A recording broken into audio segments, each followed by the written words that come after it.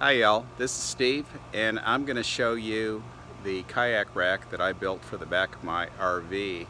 And creating this video, it's my first YouTube video, but this is the video that I wish had been out when I was looking for a kayak rack.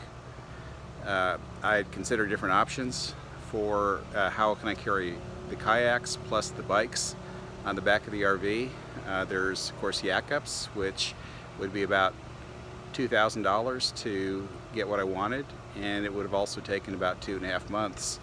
And not so much the money, although that makes a difference, but the fact that I would have had to wait that long. I would miss several trips that we'd like to do in the RV without the kayaks. So I'm gonna show you what I built, and also I'll give you a cost breakdown, but I can tell you that the whole thing together, even including the bike rack, I probably have $225 in it.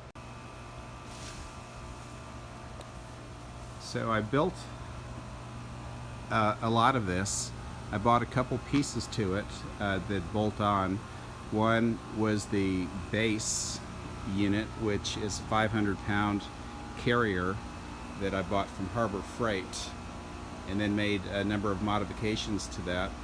Definitely would need welding skills to do this, although my welding skills aren't that great.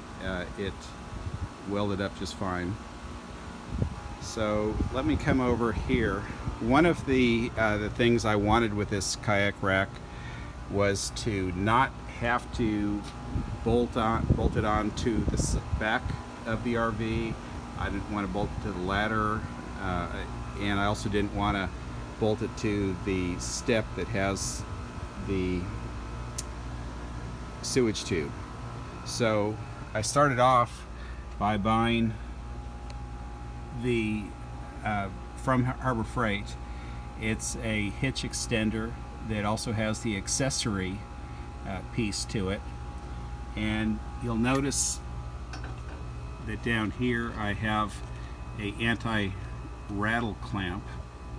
I also use a second anti-rattle clamp here onto the rack that I put on there, but I wanted the two holes here so that I could bolt it up in two places and just have a little bit better stability. Since it's only a 500-pound capacity rack, I think having that extra stability is really important. So this base unit, let me come around here to show it.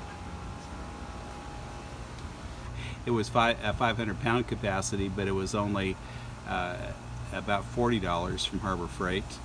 And if you look at the Harbor Freight racks, you'll notice that I've changed the configuration a little bit.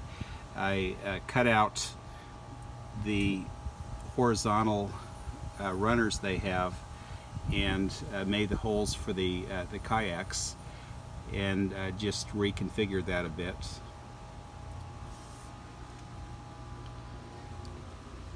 And then I also, from Harbor Freight, bought just a straight hitch extender, and I cut that into pieces. One piece so that I could put it on the rack and have my bike rack attached to it. So I welded that to it.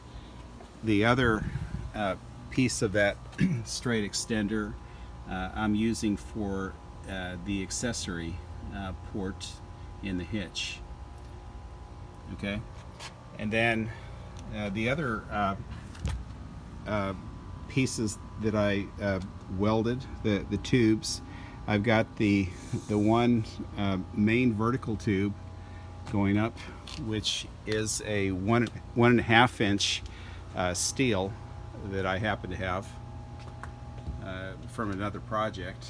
And then I bought 1.25 inch tubing, which is it's either 16 or 18 gauge. I don't recall for sure, but it's pretty lightweight stuff, so that I had to use the truss members and make some cross members to that. So I did that both top and bottom, just made 45-degree trusses, and then I came around the top, and I have a little hinge on one side, and just put a clasp on the other side of that.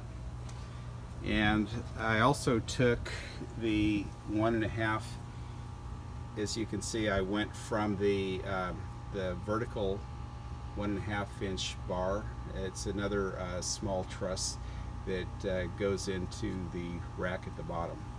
Okay, so I got all that welded up and put together, but I wasn't completely happy with how much flex the rack had.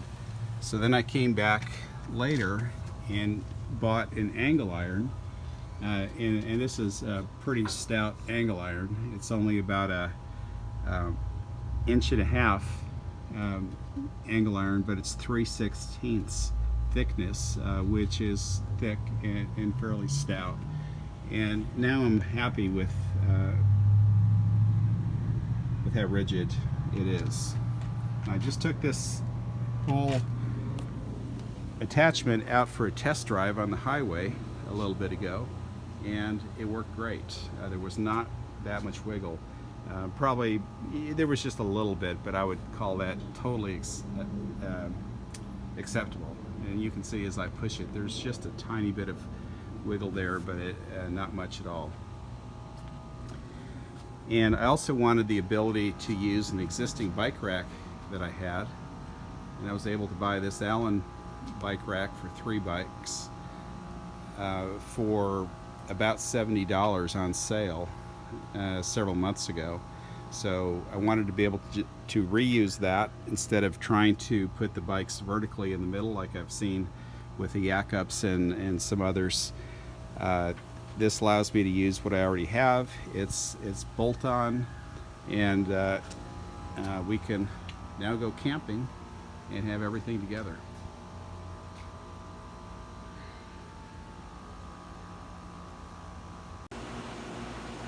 On the dimensions, the main vertical bar is 6 feet high, and it's just under 6 feet, I believe about 58 inches for the horizontal bar.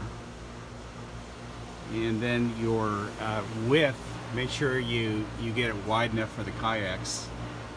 You'll see I had to do a little repair work because originally I did not make it wide enough, and so I did a repair that involved putting a sleeve inside there and then welding it up to extend it, but it was a little bit of work.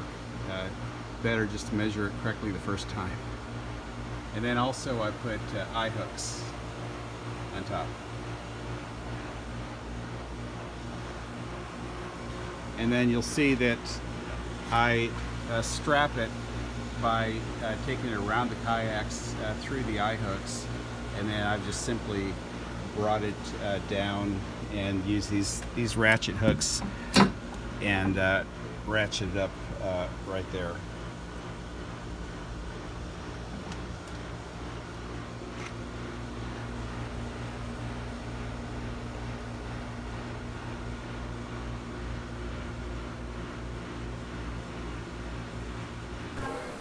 So here's the rack away from the RV, which is what I wanted. Here is the depth of the kayak. So the rack itself is 15 inches off the ground. The kayak comes down 5 inches below that, so it still has 10 inches of clearance.